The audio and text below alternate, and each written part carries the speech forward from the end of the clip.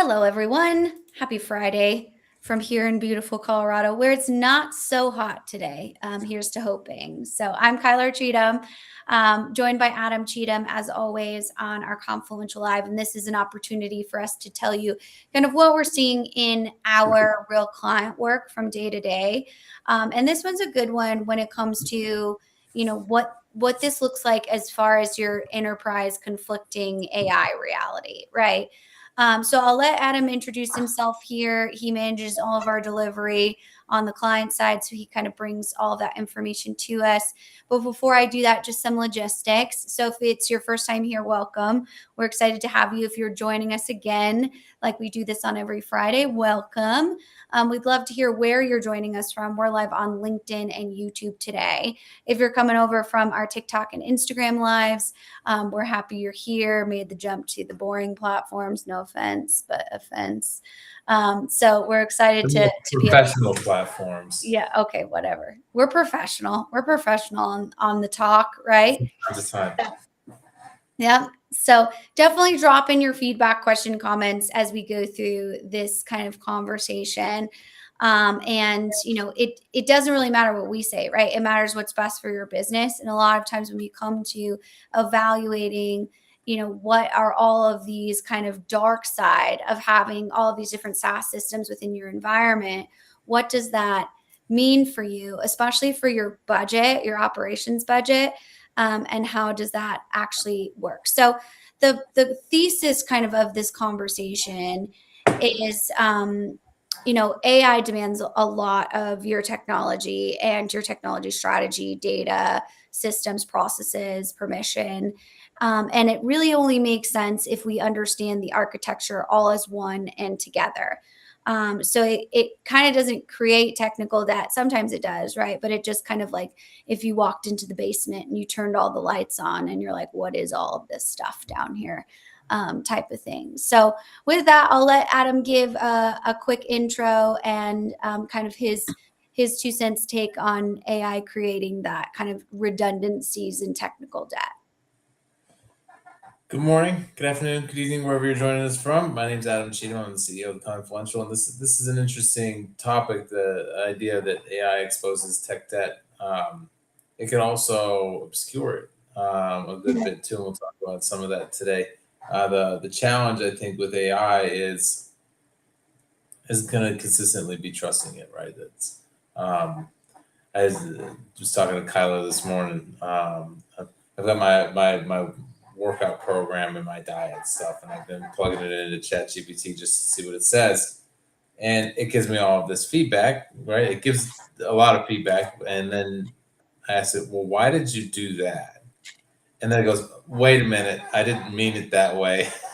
That's like, that can create problems if you're making business decisions on it. I mean, I'm pretty dialed in from a fitness perspective, so I'm just tinkering right now. But I think that's the idea of trusting ChatGPT, for example, in this space to actually provide guidance to the letter of the ruling of it.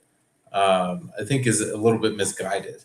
And so, if we are creating documents based on this AI use, especially generative AI, we are creating more content, and that content is questionable, just like any other piece of content is questionable. Just the volume is more significant, and it creates a scenario where you have an increasing volume of information, and you're spending more time managing that information than you are actually using it. So as we start thinking about exposing technical debt in that space, you point AI at an older set of systems, an older set of documents, and those types of things, and you really create more problems with that content.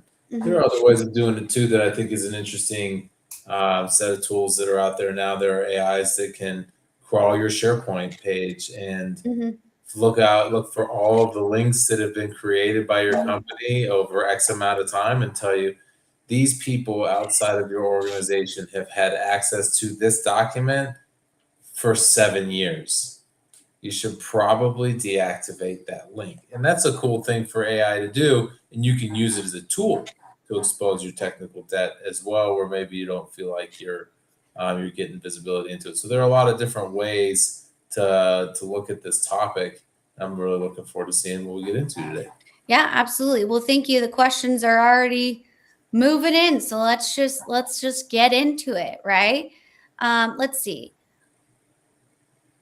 Hot coffee, that's a good thing. Yeah, right. Hot coffee in hot Dallas, still hot here. Um, I used to work in Vermont. I lived there. It was like the Arctic tundra. And even in February, when it was like -10, I would still have iced coffee. And the coffee people would be like, you are crazy. But, we like what we like type of things. So, but let's do this one.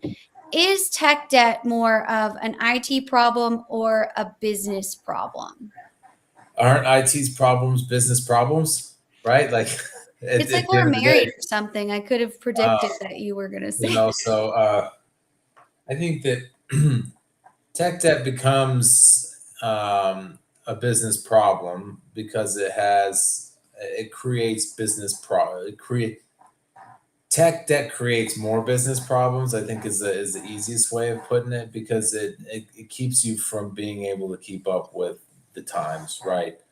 If you're using COBOL right now, your tech debt is probably through the roof, right? We got all of these systems, and tech debt is something that I think is needs to be explained, at least in some context, of taking so much time to maintain that you're not able to advance. Think about it like a credit card with a high interest rate, where you're paying 25% interest on this credit card, and you're making payments on it.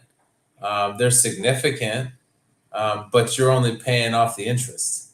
And Mhm, so you got to pay off the interest first before you pay off the principal. And it's the same thing with tech debt. You have to maintain the stuff that you have out there. I hesitate to say garbage because a lot of it is fine, but you have to maintain the existing applications that you have out there first. mhm, A lot of organizations find themselves in a spot where they're not able to do that. mhm, Instead of look forward and what can we do to achieve more. Like if your tech debt payments are so high that they're not touching the principal, you can't move forward, and that creates this backlog of work for IT. That is, I want all of these things to advance this system, and some people, well, we can't do any of that stuff because we have so much. So we got to maintain the system.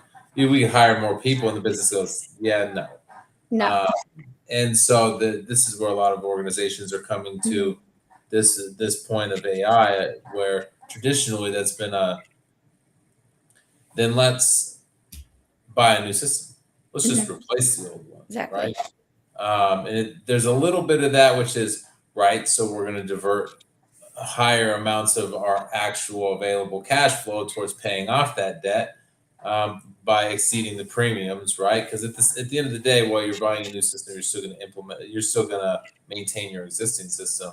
But the AI side of this that comes into the discussion on tech debt, in my opinion, is I have this old system that I need to maintain. AI should be able to help you accelerate that maintenance, right?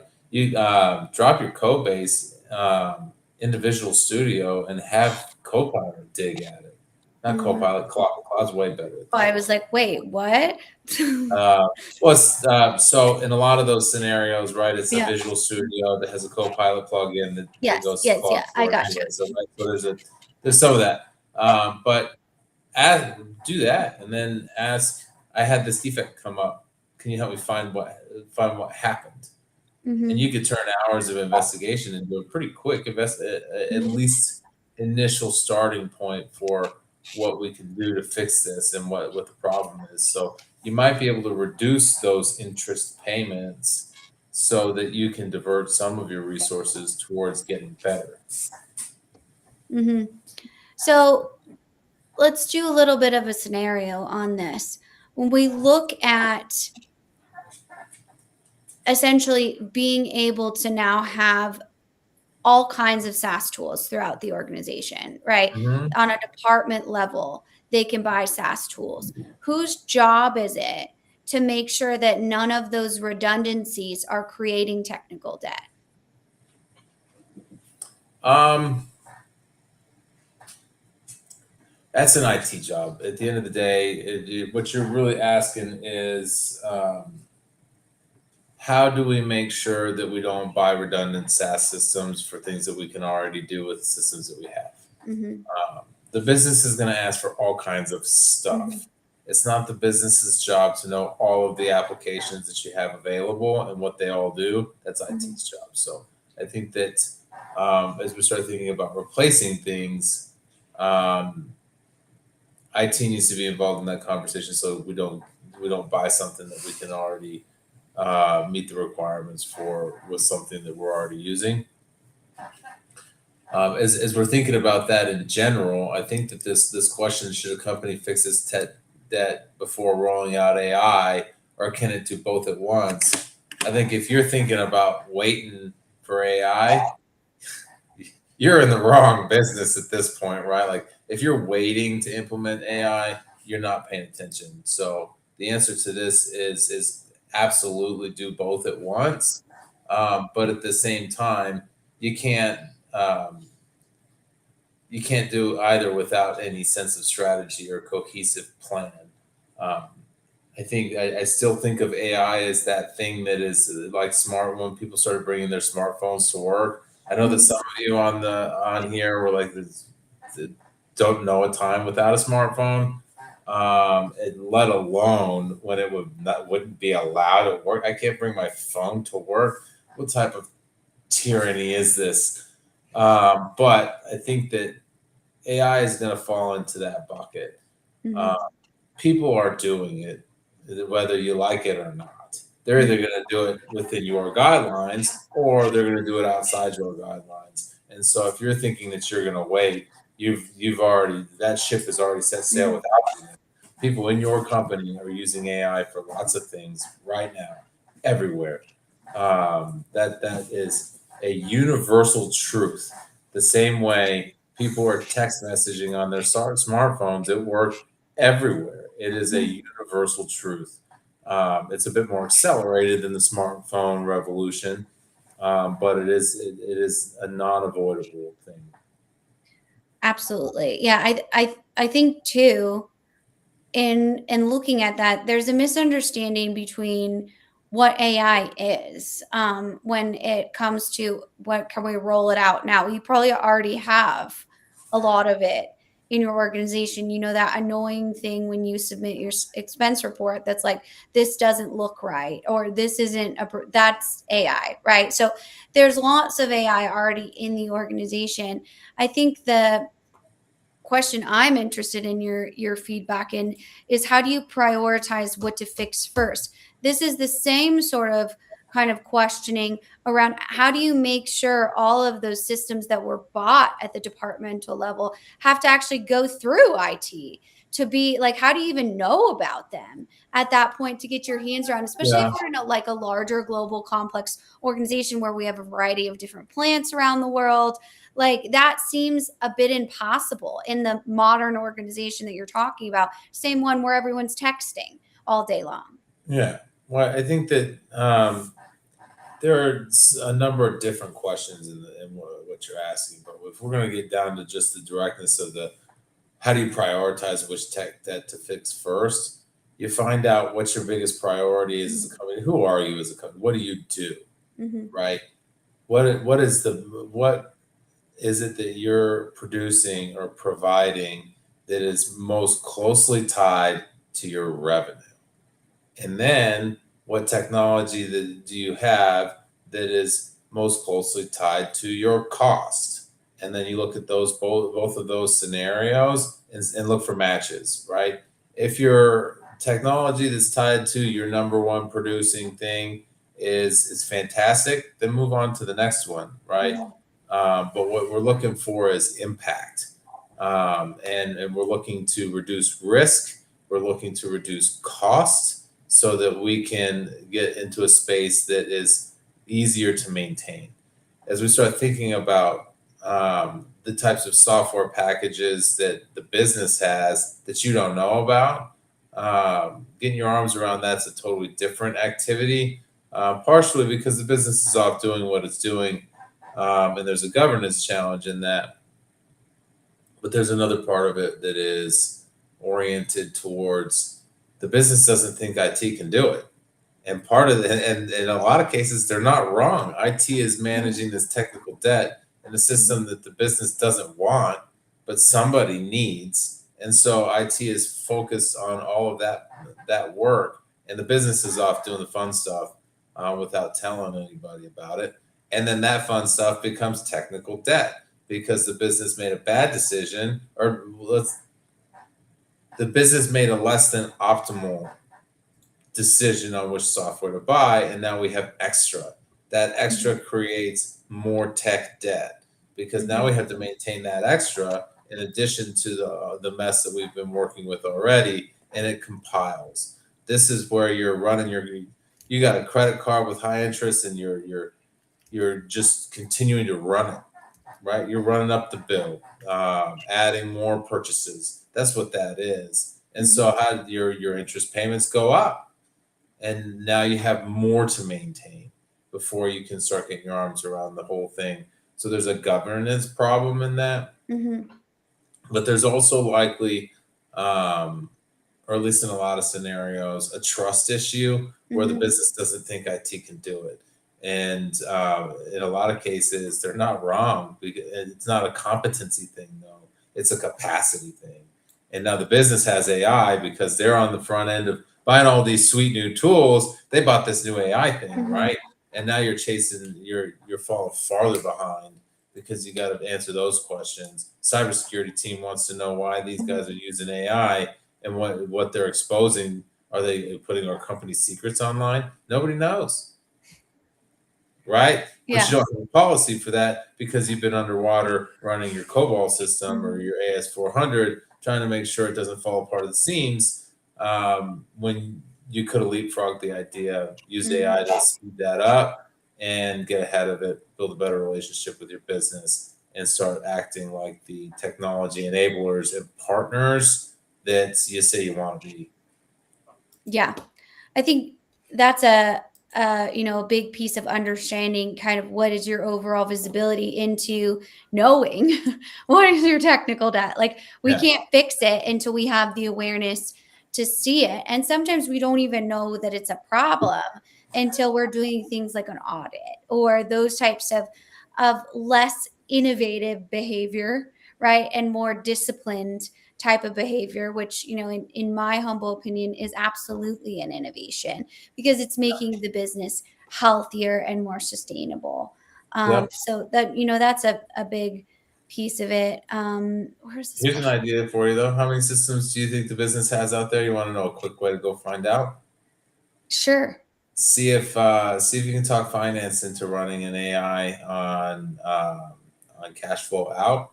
This is identify all the software subscription payments. Well, in my experience, that's how we start this conversation. Is it usually starts with finance, having someone come in there and be like, "Hey, look at all these costs," and then it kind of bleeds over into IT being like, "We didn't really have time to look at that. Like, we're just trying to like this old legacy system is like holding on by hopes and dreams over here, and we're just trying to help it limp along." And that's a big piece of that conversation is being able to figure out like, okay, well, IT didn't have time for this, but ultimately now that is their job to not only manage this older legacy system, but also everything else that might be siloed in departments that they didn't even know about. So yeah. So let's do this one. What came first, tech debt or poor governance and ownership? Absolutely poor governance and ownership. I'm going to lay that at the feet of the business. At the end of the day, every system that you can buy is at least semi-modern, right? All of the old stuff nobody wants to sell anymore. So when you buy and implement a new system, it is semi-modern. It has no debt. It has been created. Well, it is created with a sense of it's functional, it's meeting the needs of the business. Are there some bugs? There's some phase two, quote unquote, things that got put aside that now become your tech debt because phase two is actually your first that's your first credit card payment right there, phase two. Um, and the worst part is a lot of that payment often never gets made, Mm-hmm. right? Phase two is like this fictional land of we're not going to do that, but we don't want to say no. So, but again, now we're talking about poor governance, right? We're not talking about ownership and clear boundaries. We're talking about we'll worry about that later, Mm-hmm. uh, type of thing, which is poor governance. That system implemented with strict governance is going to meet the scope more closely and is Mm-hmm. going to be deployed more effectively. So, and if we do a good job of doing it, now there's a big if in that, depending on the software system. When we're talking about things like ERP, Mm-hmm. that's a massive if sometimes. But if we do a good job and we get started with a fresh sheet of paper, there Mm-hmm. is no debt, or it is heavily limited and is Mm-hmm. designed with the intent of being maintainable. Then the debt comes in because we are falling behind. At least in my opinion, I can see how the tech debt could come first in a lot of cases, but I think that the argument still goes back from an inception perspective to poor governance and ownership, and simply Mm-hmm. not saying. Mm-hmm. Yeah. Yeah. Good feedback. So I want to read you from the Harvard research, and Okay, let's do take it. that with All Will.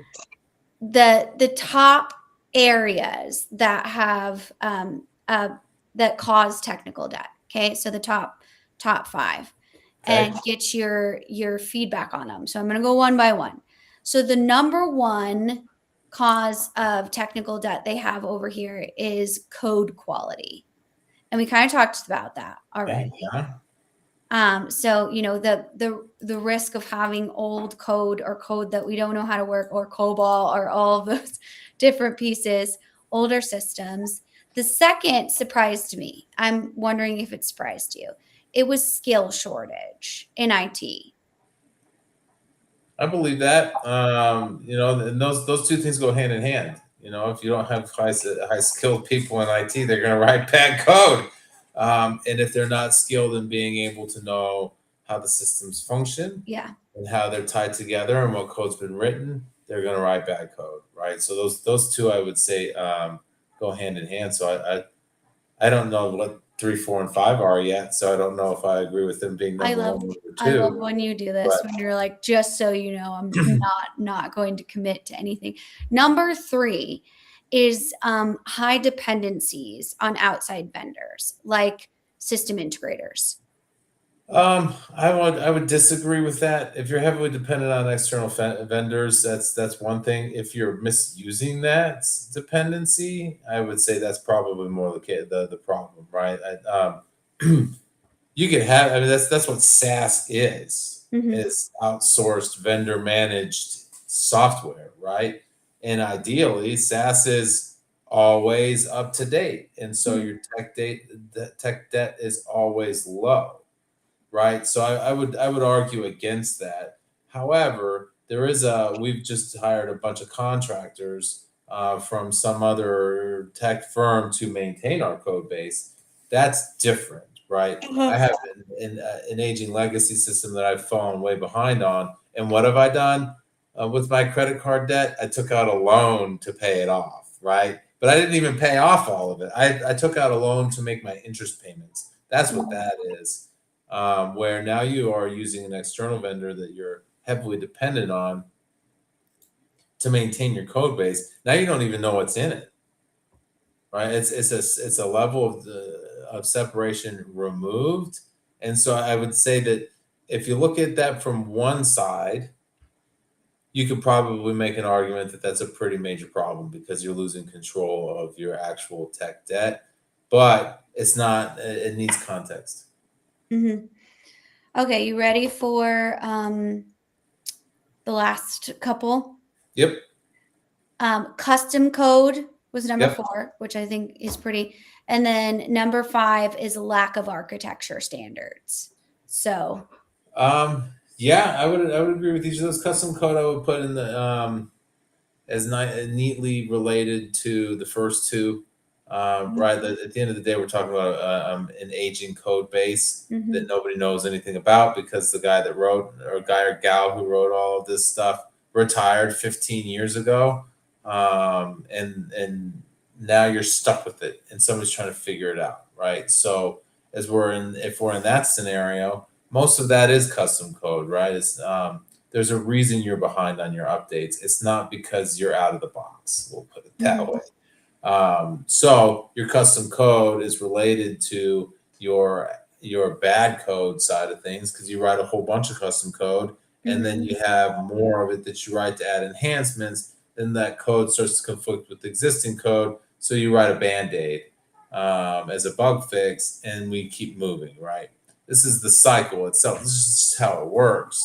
And then what you end up with is a lot of fixes that nobody knows everything about, and our custom code it starts to get either cyclical or contradictory in nature, and that's where it gets even harder to maintain because now that thing that broke over there, you have no idea which string to pull on to straighten it out. Absolutely. From an Um, architecture perspective, I think that there's also the thought process of that infers an integrations mhm, conversation. And now all you've done is you're trying to figure out um, which expense you're paying for when they're all over every single credit card, right? Your payments are mhm. everywhere, nothing's connected. Your system doesn't live in any particular singular place. You have no single source of truth, and now your architecture is causing problems because you haven't governed it appropriately. Yeah. And I think that governance all is a huge part of the architecture, right? When we look at a legacy architecture and the standards that go into it, what does that look like as far as a governance process and just overall strategy in here?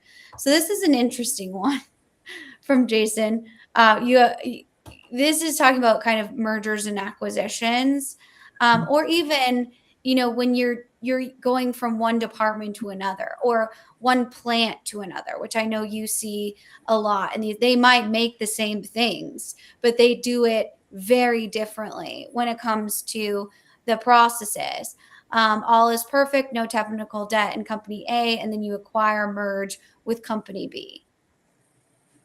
It's like buying a distressed property, right? You know, you should if you're going to acquire or merge with that company B, you want to go into that eyes wide open and know what that tech debt is and have a plan for it.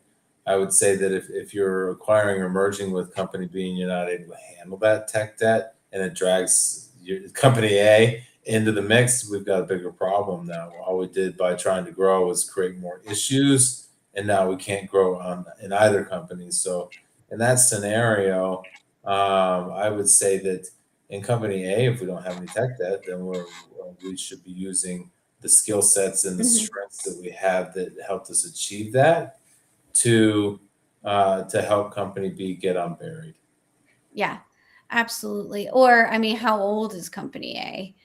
And how old is company B, right? So there's lots of factors that go into that, and that can be through variety of different pieces of the business. So Yeah.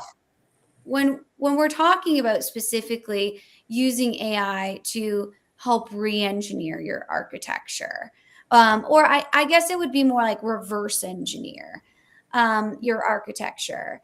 I think we usually look at that with like eyes of or a lens of replacing legacy systems, and a lot of times that can be a huge cost to an organization instead of looking at what exactly is the legacy system doing that the business really depends on, or what exactly can we do to make sure that this legacy system can remain in place and we don't create this ripple of disruption through the business. So how can we kind of use AI to help with that that type of analysis? I would say use it like another set of hands, like an infinite set of hands, right? You create more agents to help diagnose more problems. I have a client right now that is they're way behind on their ERP implementation. They started it long before AI was really a thing, and they've been trying to implement it since then. But AI has come along, and so what they're doing is now they're creating agents to do things that their existing ERP can't. But they have an infrastructure that they can build on using their existing ERP and their existing data structure to now foot the foundation for agents that can do things. We're talking about things like in a modern ERP, the customer should be able to call and say, "Hey, where's my order and when's it going to get here?" And when they can't do that, they're going to create an agent that says, "Take data from here, take data from here, take data from here, and give us an answer." And that's what that agent would do. So, and that's all based on old green screen information. If the data is good, it doesn't matter what color it is, right? It could be on a green screen. It could be on a modern cloud-based, browser-based ERP. It doesn't matter as long as it's good. We can use it, and you can use AI to interpret it. So again, AI to interpret that is a key part of the conversation, though. It's something that you can't say as a concrete bet your life on it answer, but it is something that you can run your business on for sure. Yeah, absolutely. And I love the piece of like of not essentially changing it, but surfacing it, right? Like, where is it? And I think that's Yeah, a big thing for like undocumented APIs, undocumented integrations, customizations that nobody really remembers why we did them or, what happened to them, scripts that were written, a variety of other things that you didn't just realize were there, and being able to have AI analyze those kind of existing artifacts can really help in just the overall documentation. I think the issue with that a lot of times is it's not the coolest thing, right, that you could possibly have AI do, but it certainly is an efficiency that can really help with yeah. those types of pieces. Well, I think what you touched on there is an interesting thought because it's not the coolest thing, right? But Mhm. I've worked with tons of folks who say we need a new ERP because this old green screen is preventing us from hiring young talent, and so Mhm. now our workforce is aging, and all of the smart kids that are right out of college are moving on because they're not. This isn't what they want for their career. They don't want to be printing on dot matrix printers. What the heck is that thing? And why is it so loud? Mhm. Right? I can hear it over my AirPods. Mhm. Um, I think that what you can do though these days is say, yeah, we've got an older architecture, we've got an older system here, but we're an AI forward company. And now all of those younger folks are like, hell yeah, let's do this. And that you skip it. You leapfrog that modernization issue, and get more folks involved in the early side of their career by giving them AI to use. Now, I think it's worth saying one of the things that I've had a lot of frustration with recently that Mhm. everybody should be looking out for is folks that are using AI to do their job for them, not to do their job with them as an enabling tool, but to do their job for them. If that's what's happening, you need to get that sorted out quick. Mhm. Because at the end of the day, that means that person is adding no value. Mhm. It could be anybody.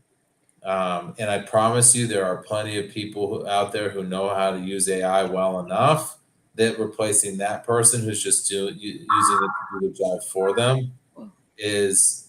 Are you all right over there? Yeah, sorry, something popped on my computer here, It's, um, it's and it's some chat. kid. What I an know. AI agent It like doesn't popped up, understand and I'm out like, loud. this is somebody's listening to us over here. But I mean, hopefully they are listening to us, but not on my specific computer that popped on my face here and started playing music.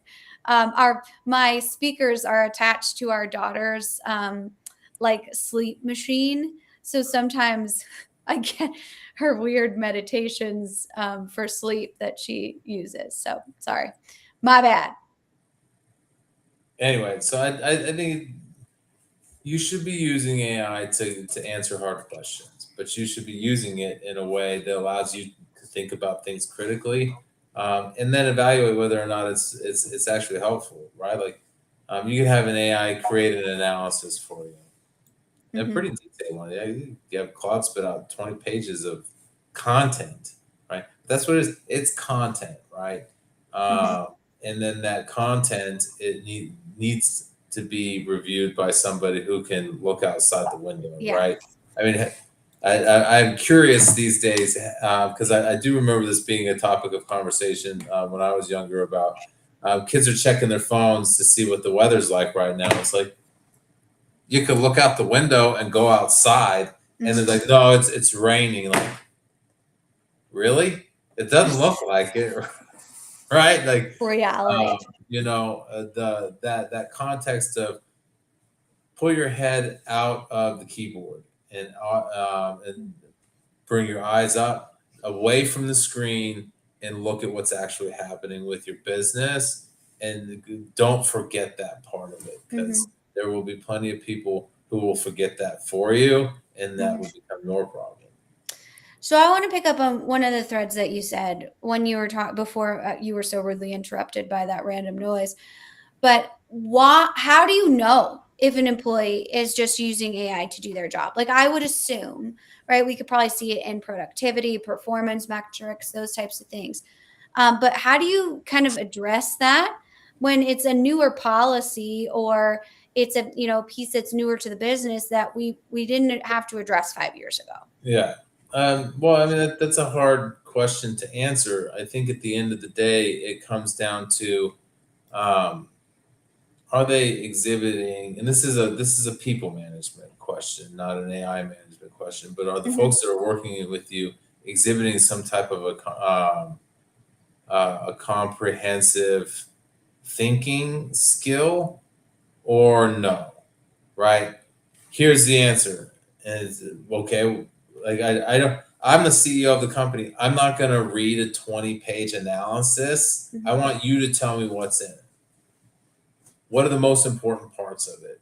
And then I want to ask you questions about why did you focus on that? Why did you focus on that? What about, did you think about this? And if you're running your business like a manager or an executive, you're asking those questions. Hmm. If you're running your business like somebody who doesn't belong in their position, you're reading that analysis and taking it at face value and making decisions based on it because you think it's the answer. And at the end of the day, that doesn't change, and that'll never change in business. Leadership and executives will always be responsible for making decisions based on their skill sets, and that will be based on the information that comes to them.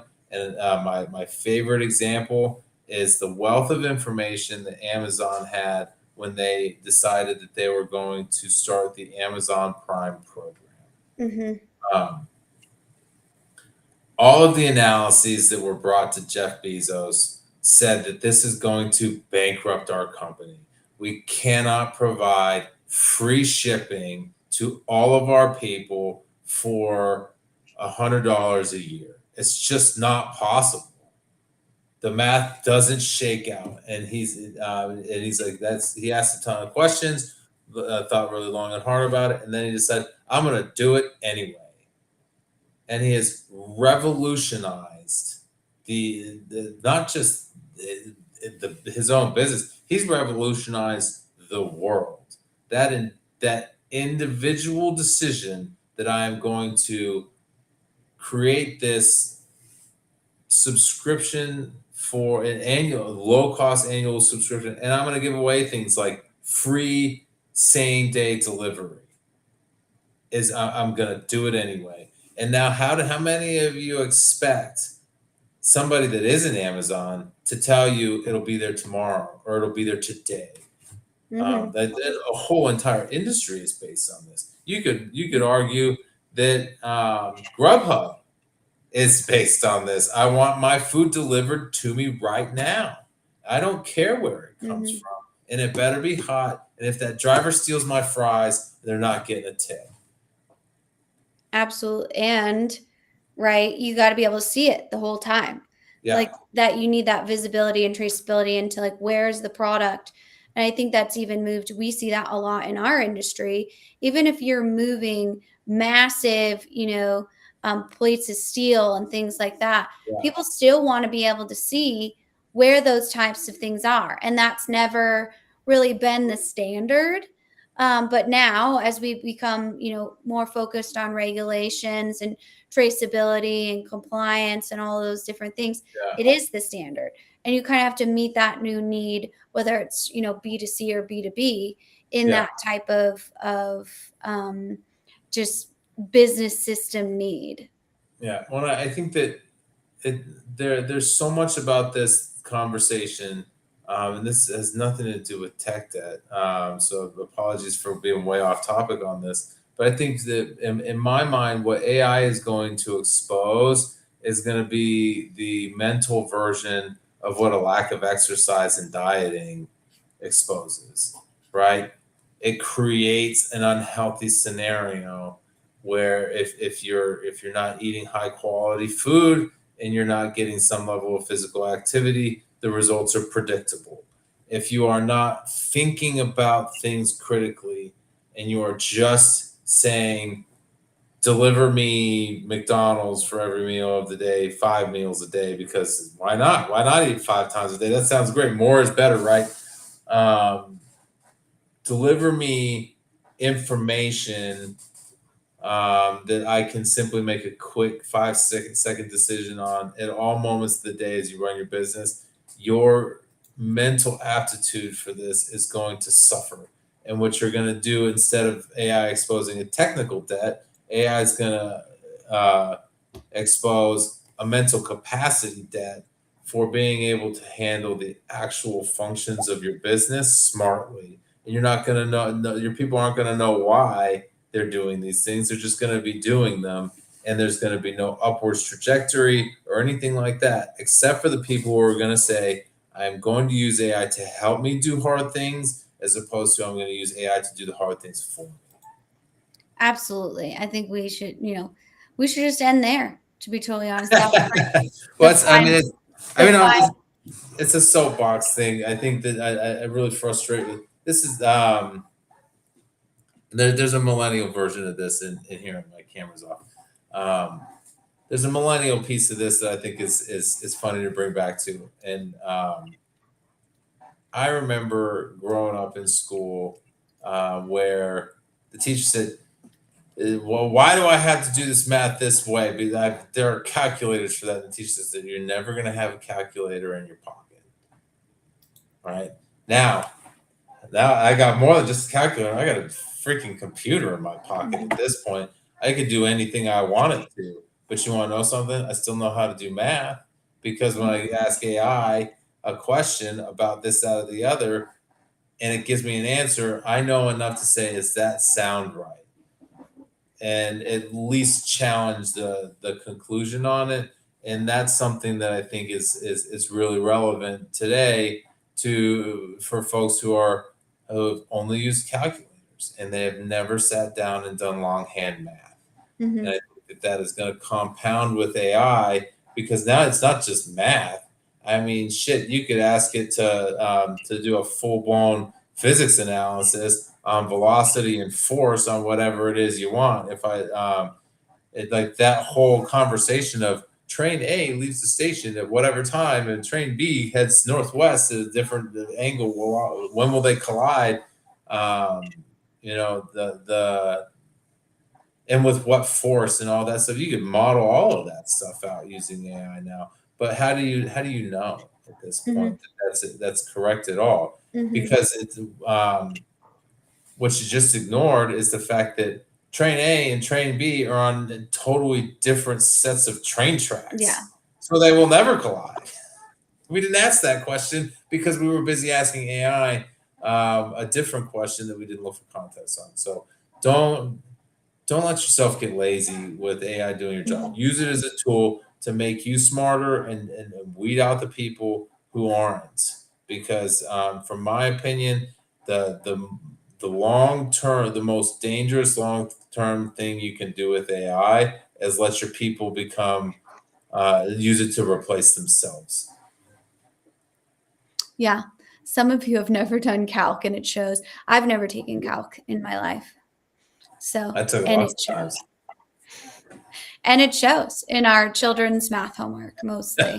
But you know what? I like to use AI to make my efficiencies. I can take a picture of my kids' math program homework and it solves it for me. So that and it even gives me step by steps to walk them through. Does that make me stupid? I don't think so. That makes me using my resource. Would I ever tell them that? Absolutely not. So there has to be a quality of keeping I the use learning. AI to generate all my financial reports for my company and I give them to my CEO. Would I ever tell my CEO that? Absolutely not. He doesn't need to know that I have no idea what those numbers are. That doesn't mean I don't know what the numbers are. It means I'm multitasking. There you Okay. go. Fair enough. So yeah, geez. But so let's leave our conversation with a few things that we Yeah. can take home as homework when it comes to these types of understanding of just the financial discipline that it takes to run this amount of systems, and how to really look at AI leveraging your ability to analyze your technical debt. What are kind of the 2 to 3 things you want to leave everybody with? Um, Number one, use it to ask it where your problems are. Right. Put your technical debt in AI. Put your if you can do it in a protected manner. Put some of your code in AI and ask it, what's the problem? Where are the problems? How can I deprecate this code in a way that allows it to be more efficient? How do I add this function? How do I solve this problem? I would say use that type of tool. Don't depend on it entirely because there are lots of issues with that approach, but use it as a direction to head in because it will help you with 80% of your problems. And that's a massive, massive lift for folks. Hmm. Uh, Number two, don't think that AI is going to be something that you should wait on. Start using it as a tool to accelerate other areas so that your technical debt is de-emphasized. And Hmm. number three, don't forget that it's not the AI that's doing the job; it's the people that use it. It's a tool. It is not an answer. It's a tool, not an answer. Couldn't have said it better myself. Well, thank you everyone for joining us in this conversation, and thank you for sharing your questions as well. If you're watching this after the fact, definitely feel free to still drop in the comments. We come back in and check those. You can also DM us on any platform and ask additional questions, because as always, this is as unique as your own human DNA of what's going to work best for you. It has to be a diagnostic process to kind of understand where you are, where you're at, and what your options are, right, to move forward. So definitely let us know that. You can both reach us at Kyler@theconfluential.com, Adam@theconfluential.com. We're always really approachable, respond to those emails. And if you have a topic you'd like to suggest, we definitely would love to hear that in the comments or our DMs as well. So thank you to the audience. Thank you, Adam. And we will see you guys next Friday. Thanks, everybody. Have a Catch you good next time. weekend.